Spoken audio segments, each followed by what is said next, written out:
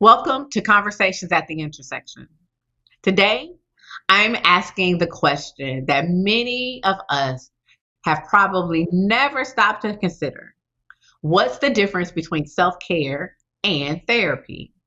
Black women have become fluent in the language of self-care, but is a spa day the same as healing? Is therapy and rest the same? And what happens when we mistake one for the other? Today, I am joined by an extraordinary woman who is also going to be a presenter at the Rise Retreat for Black Women, Reverend Dr. Jeanine C. Miller, psychoanalyst, ordained minister, and facilitator of the Sister Circle for the Rise Retreat. Welcome. Thank you for joining me on today. Thank you for having me. I am pleased to be here today. So, the first thing I would like for you to do, Jeanine, if it's okay for me to call you Jeanine, It is. can you tell us who you are, what you do, and most importantly, why do you do it? Okay, great. So I am Dr. Jeanine Miller. I am the founder and CEO of Flourish and Thrive Psychology, LLC. Have a doctorate in psychology, and I'm licensed as a senior psychological examiner health service provider in Tennessee. And I help high achieving Black women navigate leadership, burnout, life transitions, career transitions, so Hmm. that they can actually flourish instead of just existing. And I do it because it's important. Many Black women are Hmm. exhausted and are striving and are really doing the best, so juggling multiple balls in the air and reach a point where they feel like they just hit a wall. And one Mm. of the things I've noticed is that for the executive woman, the professional Black woman in particular, who is achieving at a high level, that career stress, racialized disappointment in the workplace, and so on take a cumulative toll on the psyche, on Mhm. the spirit, on the body. Mhm. And I've been there, I've experienced it. I'm not just a psychotherapist, but I have my own psychotherapy, and I know what a journey healing it is, and it's a lifelong journey. And so that's why I do it, because it's important work, and I have the lived experience and also the clinical experience to help women who are navigating all of these issues. Awesome. So, when you hear the phrase self-care, what hmm do you think most people get right? And what do you think they misunderstand? Self care and psychotherapy don't compete with each other. So self care is something that we practice, right? And Mm-hmm. psychotherapy is a professional relationship with a trained professional that helps us understand ourselves, heal, and develop new ways of living. Good therapy often teaches better self care, and good self care can help people benefit more from therapy. Mm. Good self-care can help people benefit more from hmm therapy. Huh. hmm Can you say more about that? Yes, I can. Yeah. So Mm-hmm. self care isn't actually about indulgence. Sometimes we think of a really good pampering session, right?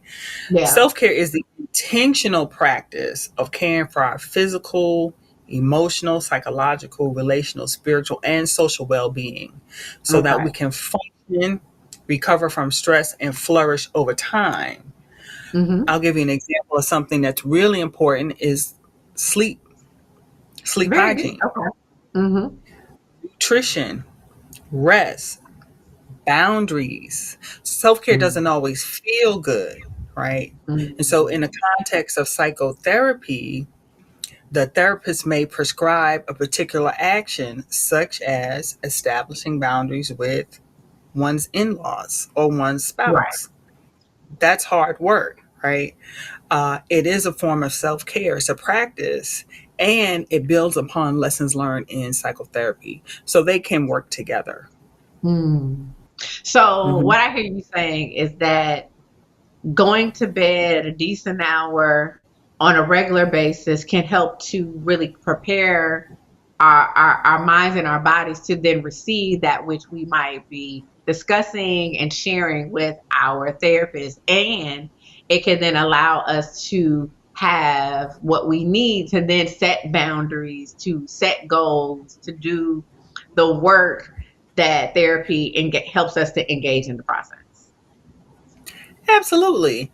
There's research on it that sleep deprivation is destructive, deleterious to your mental health.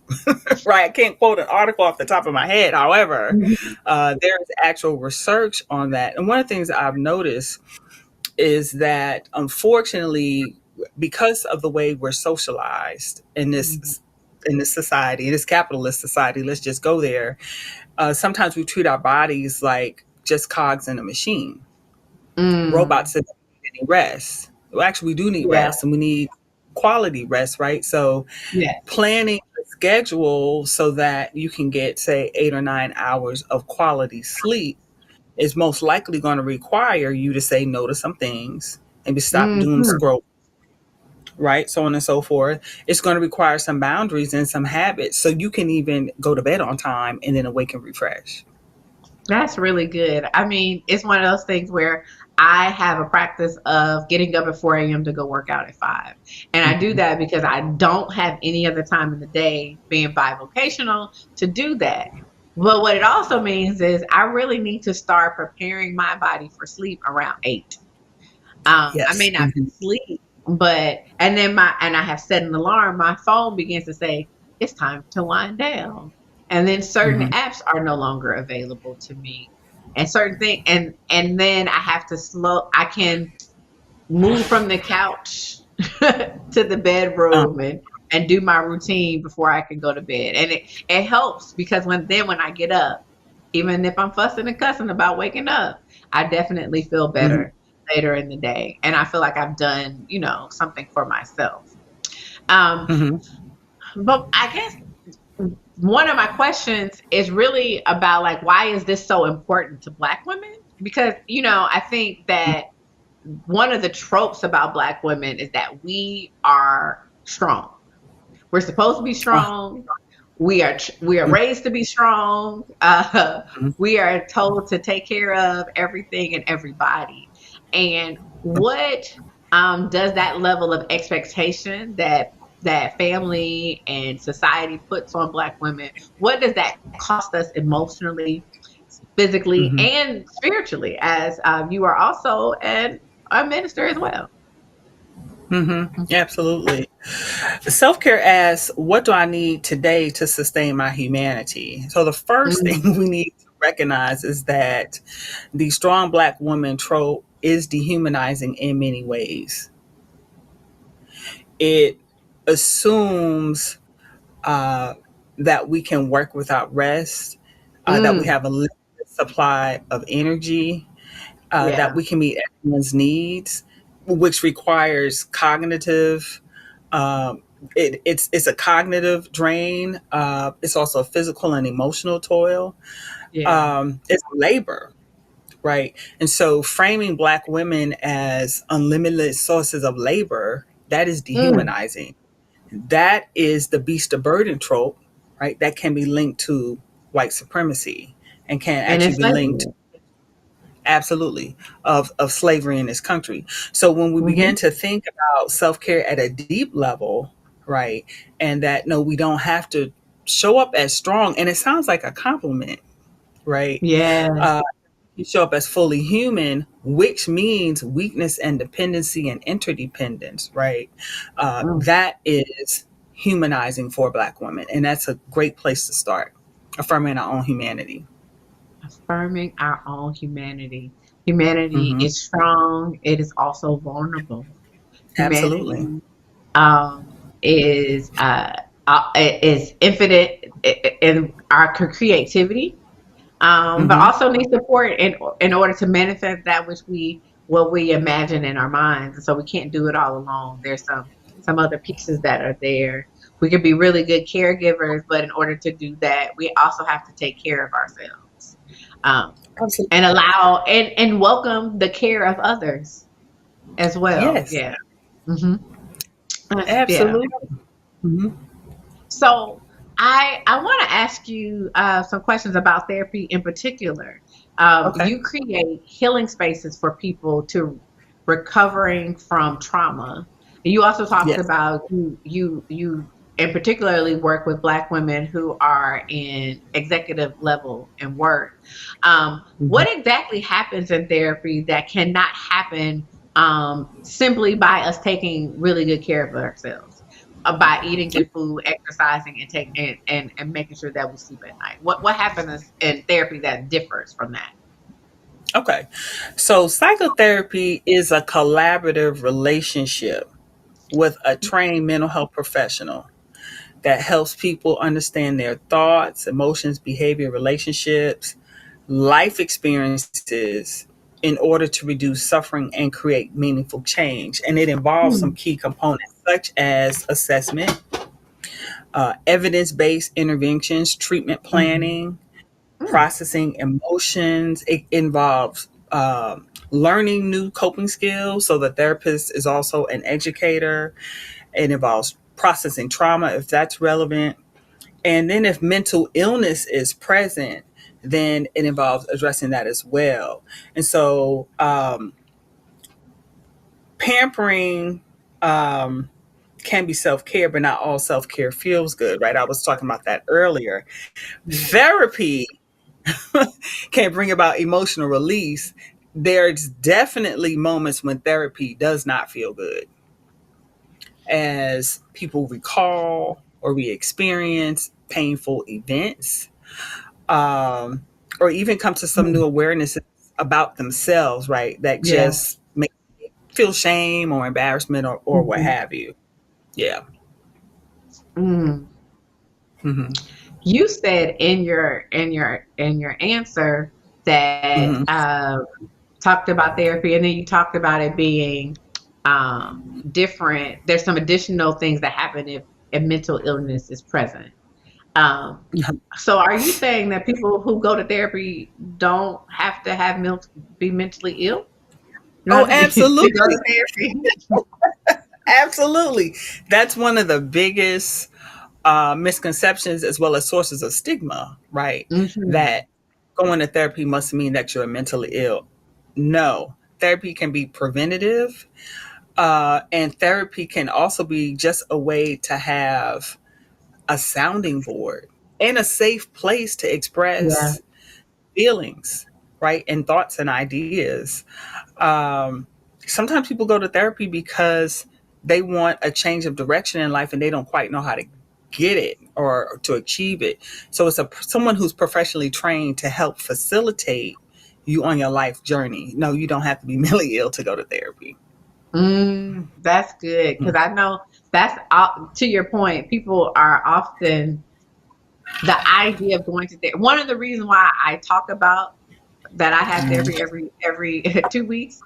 Shoot, I had therapy yesterday. Is because Mm-hmm. I want to help remove that stigma. I'm going to preach about it. I'm going to talk about it. My Mm-hmm. therapist has been very helpful in actually allowing me to self actualize into the woman that I desire to be, and Mm-hmm. she's someone who helps me remember like the goals that I've set and made, and the goals that I've Mm-hmm. set and not yet created, or the goals that I Mm-hmm. set and said, oh no, that's not actually, I don't want to do that anymore. It's like very Mm-hmm. good. So like yeah, it's a really good place. So as a part of Rise, you are Mm-hmm. going to be facilitating a sister circle. Yeah. Um, can you talk more? Can you tell me more about that and what is a circle, sister circle? So, when I think of a sister circle, I think of, well, a gathering of sisters. And as I've experienced in the past, it's a time, first of all, for safety. So, we want to Hmm. first create a space where people are feeling emotionally safe, certainly physically safe. We'll start with a warm up round, and then we'll begin to hopefully engage in some meaningful discussion about the theme. Now, one of the things I have been thinking about is in joy, Black women joy, and Yeah. intentional practices. Hmm. And that's going to require some discussion of what we're talking about today, right? Like self care, um, therapy, but also boundaries. Yeah. Um, and then, even though our time will be limited, I think whenever we have a discussion about rest, we have to also address how we're impacted by systems and be really critical, right, of how we engage with those systems. For Hmm. example, I've worked with people who will not allow themselves a 15-minute break, Hmm. seriously, during A the workday. 15 minute. Okay. 15 minutes. They're not even at taking their lunch hour. They're not even, an hour seems incomprehensible. It's 15 minutes, right?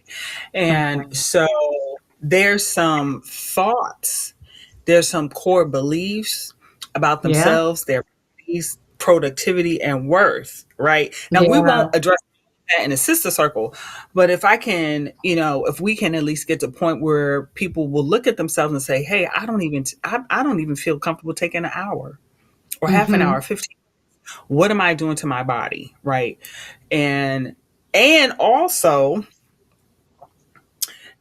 they can't possibly be as effective as they think they are. Yeah. You have to be able to rest and stop work actually to be effective at work, right? Hmm. So I'm hoping in the sister circle that we can have some great conversation. People can have some moments and then walk Hmm. away with, oh, I need to work with this. And maybe some of them say, I'm going to get a therapist. Maybe, right? Maybe not. Yeah. And I think part of, as I hear you talking about the idea of like there are people who are uncomfortable taking the 15-minute break. I know I have taken time to make myself comfortable taking a nap.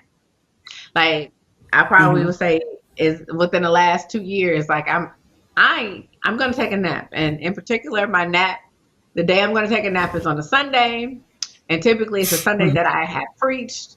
I'm gonna come home after being up at 5 a.m. and after Hmm. spending time with folks and hugging and talking and praying with people and then preaching. Maybe there's a meeting, all of those things. But somewhere around 3 o'clock, I'm gonna end up in my room with that door closed and Hmm. I'm going to take a nap. And for a long time, that has made me feel very guilty. Mm. That I need to be productive, and what does it mean to be able to take a nap? But that makes me think about what the theme for Rise is. One, Rise is an acronym for reclaiming intentional sacred ease. And Yes. the theme for this year is free your mind and the rest will follow. And Mm-hmm. it one both makes me think about first it makes me think about In Vogue. and Okay. Uh-huh. then it gives me a little funkadelic because I know that In Vogue is doing funkadelic and all Right. of that. But then Hmm. beyond that, it actually makes me think about the the second chapter of Genesis, Okay. where within that first creation story that's found in Genesis, that God, after God has created the world in those 6 days, that on that seventh day God sits down and takes a day of rest. Hmm. Um, After all of this work, that even the Hmm. creator says, you know what, I need some me time. I need to sit back and be comfortable with that which I have done Uh-huh. is good and is helpful. And I'm wondering, what do you believe within us that makes us not feel, I think, worthy of that level of rest? There are multiple things. Mm-hmm. One is, and I mentioned it earlier, systems, right? So in a capitalist system, which prioritizes productivity, Mm-hmm. if you are in the 99% who have to work Mm-hmm. for a living, right? The Right. 1% are, collecting the profits, right? There's the Mm-hmm. history of Black people in America, in particular, how our bodies were used to produce labor. There's different types of labor. So there's sexual reproductive labor, right? Yes. Picking cotton, caring for babies, other people's babies, and so on and so forth, right? And Mm-hmm. I'm also going to add the church, right, which as a Mm. system prioritizes women's labor, Yeah. right? Um, without often compensation or Mm-hmm. power, but certainly the labor is important. So we are impacted by multiple systems Yeah. that link our explicit worth to what we can produce. So being able to rest with ease involves Mm. consciously one recognizing those systems and also dismantling the thoughts that are fueling the guilt. I'm Yeah. also going to add what we call legacy burden. So there's a therapy modality called internal family systems. We talk about Yeah. legacy burdens, right? And those are they were handed down to us, and so the wisdom, and there is wisdom in it. You have to be twice as good. You have to Yes. work harder than they do. You Mm-hmm. cannot fail, right? Wisdom to navigate racism, racial bias, sexual bias, all the isms, right? Um, in Yeah. this country, still though they are a burden. And what I have observed working with people in therapy, almost all of my clients are Black women, actually. Okay. Some are not, right? And I work with men and white people and who are also executives many times. Um, what happens is there's not only the expectation of excellence, but there is the expectation of perfection. And so it's like being perfectly excellent. Mm. And I'll say, what can you? Yes, I know you want to be excellent, but do you have to be perfectly excellent, right? And watching people wrestle with that as they try to figure out, how do I be excellent without being perfect? How can I My be God, what a excellent? burden it is. Sometimes it's okay to just be Ooh. adequate, right? you know, Yeah. Yeah. yeah. So it's a lot to unpack. It's a lot to unpack. I think what's most immediately accessible to the average person is my Mm. mama said, my grandma said, my daddy said, we have to work harder, we have to be better than them, Yes. You have to right? work And twice as hard so, to get half as far. That's what my mother used to say. Have to work twice as hard to get half as far. Yeah. right. Oof. And then there I am saying, but does that mean that you can't take an hour lunch? you know Mm. what I mean? Can Can you you? still honor Can we? wisdom and still take a lunch break? Mm-hmm. And people wrestle with that. They wrestle with it. And we push back on that because that the idea because it is counterintuitive. Uh-huh. Because It we're is. taught there are only so many hours in a day. You only have so Mm-hmm. much there's two things we're not making more of, that's land and time. So you gotta use it. You know what I mean? And so there's this Mm-hmm. idea that consumption at all times, and we've got to Mm-hmm. keep pushing, pushing, pushing, pushing. And what is missing is what happens when we don't take that time to take a breath. Because when we take the time to breathe, when we take the time to reset, um, there are two things that happen. One, it just nourishes your body, it acknowledges your It does. humanity and all of that. But it helps with production. But I also Mm-hmm. think that's also dangerous, right? The idea to rest so that I can work better. Um, Right. Mm-hmm. Skills to play a part, Mm-hmm. Mm-hmm. but maybe not to work better, but to just be better. Like our Absolutely. being, our humanity, the way we Mm-hmm. show up in the world. We can be Right. better friends, partners, lovers, Hmm. Hmm. parents. We can be nicer. We will be nicer to ourselves.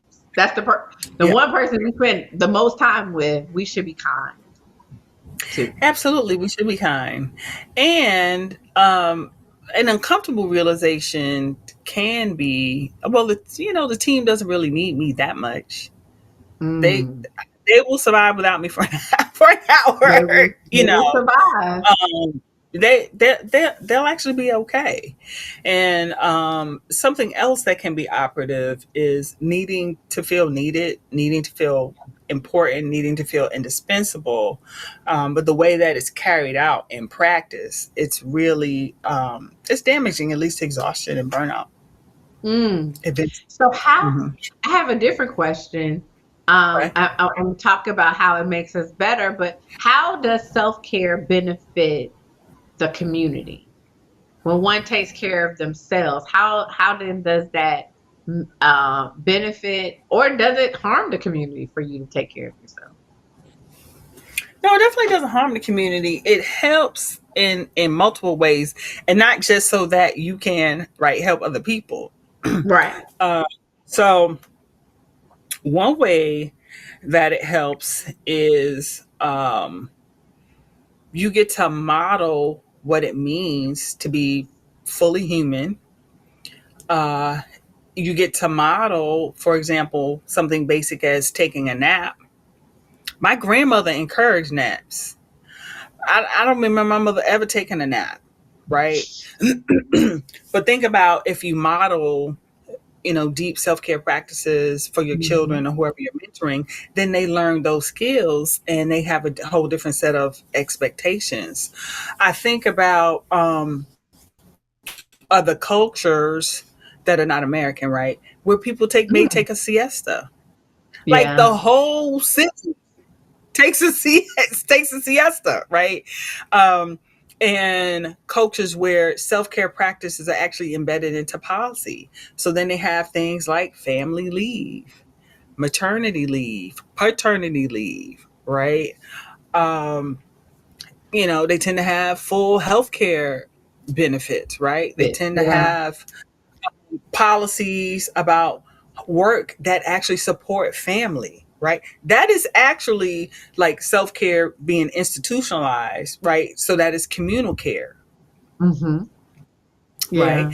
that that's that's beneficial, right? Yeah. Hmm. Yeah, that's good. That's good because I mean, ultimately, this opportunity to get together for Black women is Hmm. good for the individual woman. It is Yes. good Hmm. for the women that will be present, but it's also good for those who go out in the world. One of the I will admit I got a pushback and scare a minute Okay. about this retreat because it is uh, for Black women, and thus is actually uh, perpetrating or living into racism as to being non-racist, as opposed to being anti-racist. Um, and Hmm. and and so the thought around that is like I that sounds really like a very simplistic way to think about racism. That is all Hmm. that is just, oh well, if this group is there and they can't be there, then that's racist, as opposed to what then does the community need, and then creating space for that, because there's another piece that happens when we're together, um, that both individual and collective is a space for healing, and thus that healing creates an opportunity to go forth and to heal beyond this entire space. And I'm wondering, um, if you could complete, like, what would you like the Black women who attend Rise? What are your hopes that those women will leave with because they attended this time? Mm. I hope they'll leave one feeling connected to other Mm, people, but also internally and feeling grounded. I hope they mm, feel refreshed. I hope they leave with some ideas. yeah. And what I like about the retreat is how you're combining different modalities, right? So we'll talk, but we'll also move our bodies. There'll be Mm-hmm. some yoga or some somatic release, right? So I'm hoping that they experience something that's really holistic. It's going to be the mental component, psychological, but also emotional and spiritual and communal. Yeah. I hope they experience some laughs, right? Yes. And hope they have, let's call it like a personal call to action. It's like, oh, Mhm. maybe one or two things that they can do differently, right? To help them on their care journeys as it is. Yeah. Yeah. Yeah. Hmm. Last year, you were a participant in Hmm. RISE. This time, you Yes. are a facilitator. What was what were the highlights of your time as a participant last year? So last year, there were a couple of highlights. One was I enjoyed the yoga, right, and this the stretching with Dr. Yana. Um, and then I believe it was Dr. Tammy Wilburn Hmm. who led the sister circle. And I just remember because it was multi generational and it was quite an age Hmm. range.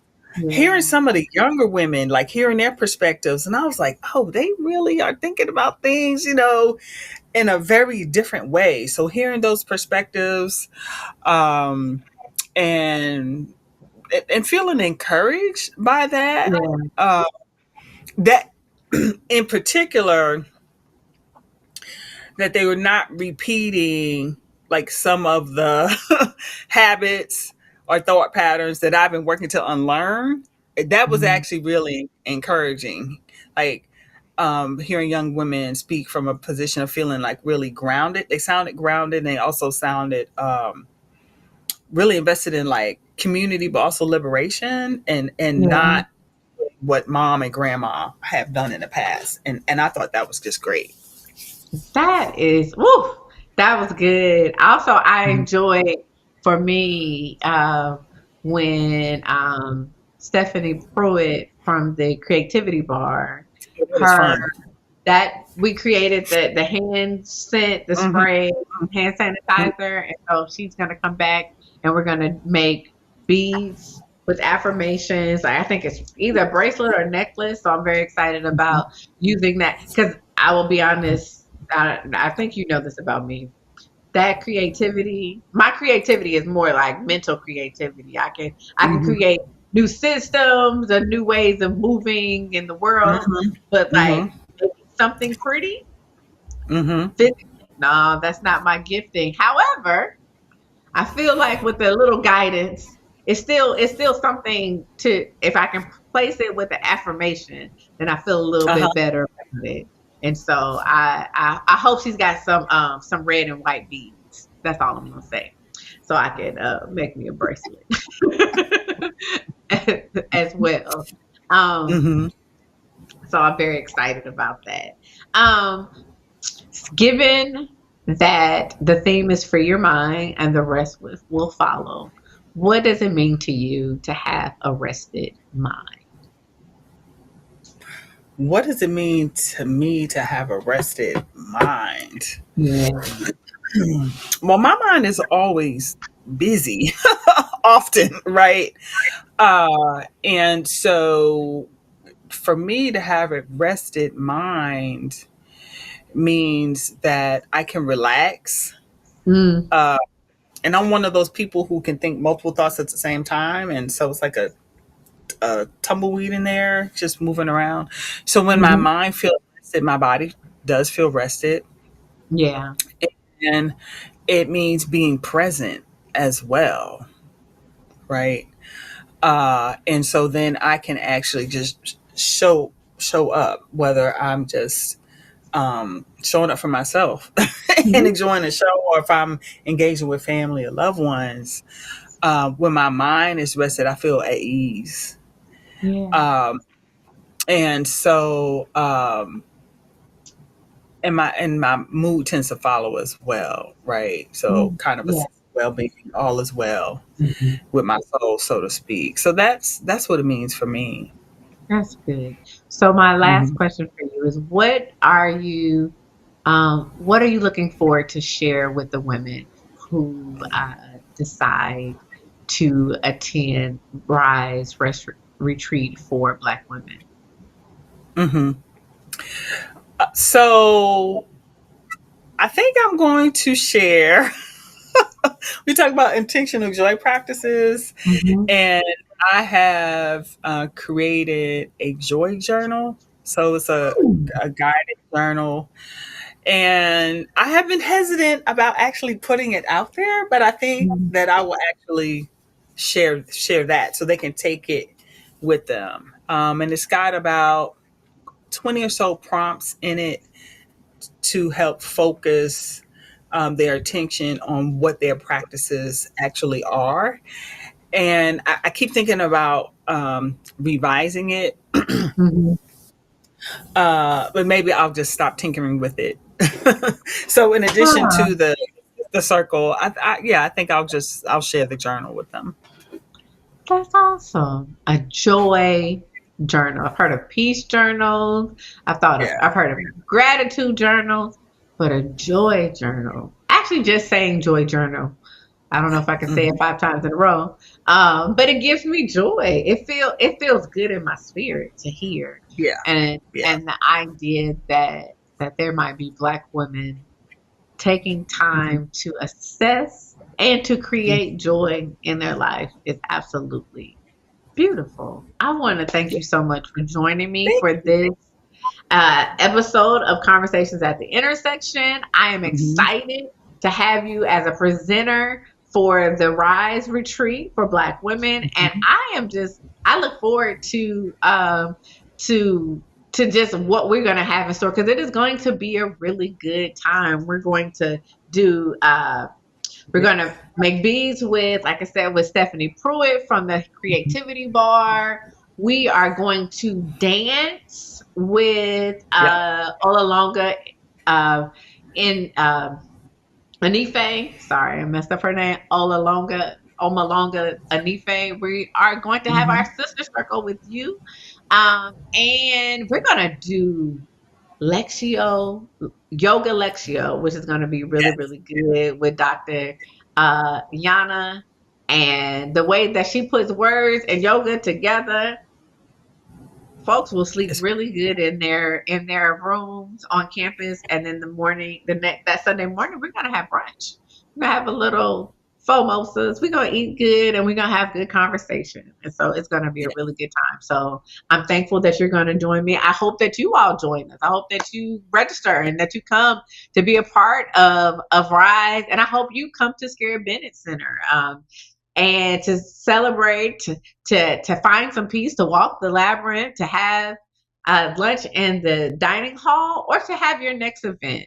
We thank you, and I hope to join you again for conversations at the intersection. Peace and blessings be upon you.